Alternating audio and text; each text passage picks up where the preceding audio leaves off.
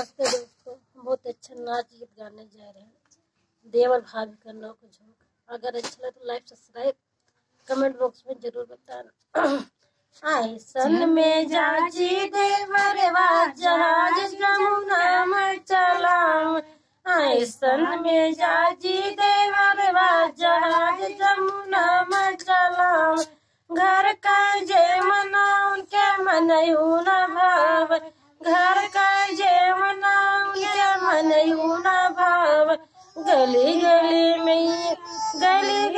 में होटल खोलावे, हमारी बदनामी करावे। गली गली में होटल खोलावे, हमारी बदनामी करावे। ऐसन में जाजी देवर जहाज जमुना में चलावे, ऐसन में जाजी देवर जहाज जमुना में चलावे। घर का गेरुआ उनके मनयू न भाव, घर का गेरुआ उनके मनयू न भाव। गली गली में कुइया खंदावे, हमारी बदनामी करावे। गली गली में कुइया खंदावे, हमारी बदनामी करावे। ऐसन में जाजी देवर जहाज जमुना में चलावे, ऐसन में जाजी देवर जहाज जमुना में चलावे। घर का बीरहुआ उनके मनयू न भाव, घर का बीरहुआ उनके मनयू न भाव।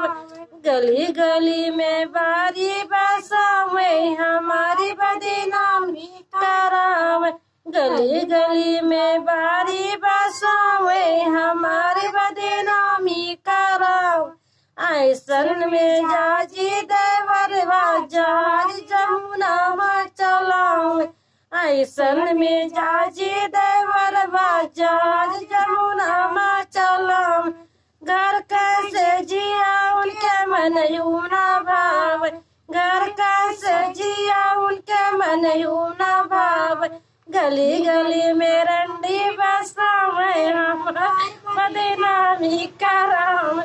गली गली में रंडी बसावे, हमारी बदनामी करावे।